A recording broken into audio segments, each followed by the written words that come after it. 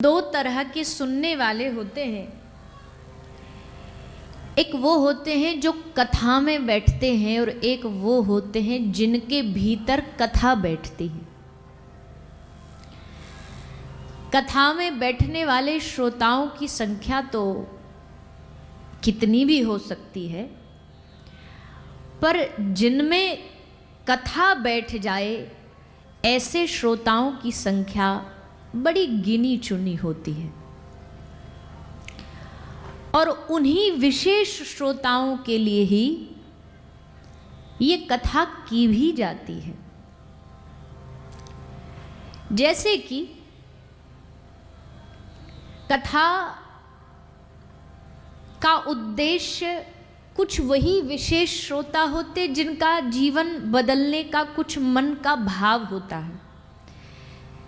दूसरे भी आते हैं, श्रवण करते हैं, कुछों को लाभ मिलता है, कुछ खाली हाथ भी लौट जाते हैं। जैसे किसी का ब्याह होता है तो शादी में मूल तो मिलन, तो पूरा जो कार्यक्रम है वो लोगों के लिए तो नहीं रखा गया। मूल में तो एक लड़का एक लड़की, उनका मिलन होता है, उनका विवाह होता है। उस विवाह में और लोग भी आते हैं तो उनको भी उनके उस उत्सव का लाभ मिल जाता है, फायदा मिल जाता है। पर वो पूरा उत्सव लोगों के लिए थोड़ी किया। अगर उन दोनों का ब्याह न होता तो लोगों को भोजन थोड़ी ना पवाने के लिए बुलाते। उद्देश्य तो उनका विवाह है। वैसे ही भगवान की कथा का उद्देश्य भक्त और भगवान दोनों का मिलन है। भक्त और भगवान दोनों मिलते हैं इस कथा के माध्यम से। भगवान ही, एक कथा ही ऐसा माध्यम है जो भगवान से मिलाने का कार्य करती है। एक बहुत पुराने भजन की लाइन है, सब माताएं तो जानती होंगी कि सत्संग क्या है, तो बोले सांवरे से मिलने का, बोलिए ना भैया आगे क्या है, सत्संग ही बहाना है। दुनिया वाले क्या जाने मेरा रिश्ता पुराना है। तो सत्संग माध्यम है, सत्संग मिलन का माध्यम होता है, भगवान से जुड़ने का उद्देश्य। और भजन का मतलब ही ये होता है। जैसे संत महापुरुष कहते रहते भजन करो भजन करो भजन करो। बोले क्या भजन करें प्रभु, क्या होता है भजन करना? बोले भजन का मतलब होता है, भजन भज धातु से बना है। भज धातु का मतलब होता है कि किसी भी चीज को जोड़ना। अब किसको जोड़ना है हमें?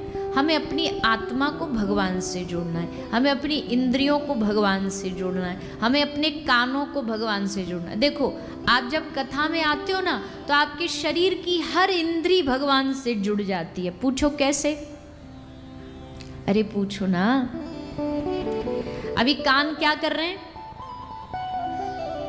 अलम विषय वार्ताया। दुनिया की विषय वार्ता छोड़ दो, ये निंदा चुगलियां छोड़ दो। निंदा सुनने में रस बंद करो, निंदा में रस लेना बंद करो। हमें निंदा में कितना रस आता है। किसी शत्रु की बड़ाई हो रही हो ना तो मुझे लगता है मुर्दा भी अर्थी से खड़ा हो जाए सुन के। रुक जाओ अभी हम 5 मिनट बाद जाएंगे, पहले सुन जाते हैं। हमारे दुश्मन की बुराई हो रही, कान खड़े हो जाते हैं एकदम। वैसे हमें दुनिया की बातों से कोई कथा की कोई बात निकल गई, किसी संत ने कहा, कोई फर्क नहीं। पर किसी हम जिससे वैर रखते हैं उसकी कोई बुराई चल रही हो और अचानक से कोई लाइन आपके कान से निकल जाए तो फिर आप रोक के कहेंगे अरे क्या कह रहे थे आप, दोबारा बोलना, सुना नहीं हमें। इतना हमको रस आता है उसमें, इतना हमें मजा आता है। अलम विषय वार्ताया। विषय वार्ता को छोड़ो, इन कानों को आदत डालो, इन कानों को आदत डालो भगवान की कथा को सुनने की। कान यहां सुन रहे, आंख क्या कर रही है? आंख यहां जब कोई प्रवक्ता भगवान की कथा सुनाता है ना तो केवल वो शब्द नहीं, शब्द से भगवान की मूर्ति गढ़ता है, रूप बनाता है, स्वरूप बनाता है।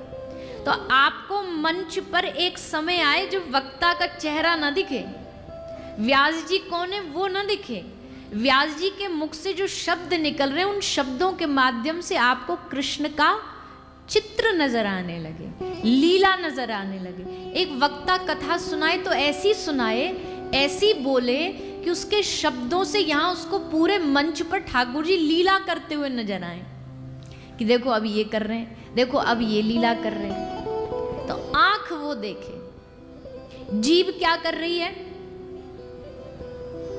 जीभ क्या कर रही है, हाथ उठाओ दोनों, बोली हरे कृष्ण हरे कृष्ण कृष्ण कृष्ण हरे हरे हरे राम राम राम हरे हरे। ये इस जिह्वा का सदुपयोग यहाँ हो रहा। नहीं तो दिन भर काउंट करो ये कितने शब्द बोलती है ये जिह्वा, पर उनका कोई उपयोग है, उपयोगिता है कोई उनकी? कुछ दो चार घर परिवार में कोई बातें लेना देना, उसको छोड़ करके तो दिन भर ये बेकार की बातें करती है, कुछ मूल होता नहीं उनका। लेकिन यहाँ जब बैठ करके नाम संकीर्तन भक्त करता तो जिह्वा भी धन्य होती है। फिर अगली हमारी इंद्रियां है हाथ। हाथ कथा में क्या कर रहे हैं? बड़े समझदार हो आप लोग तो।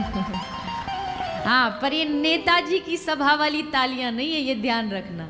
नेताजी की सभा में एक स्पेशल इसी काम के लिए बैठा रहता है कि जब नेताजी ने जोरदार दावे करें तो तुम ताली बजा देना, ताकि तुम्हारे पीछे और भी बजा देना।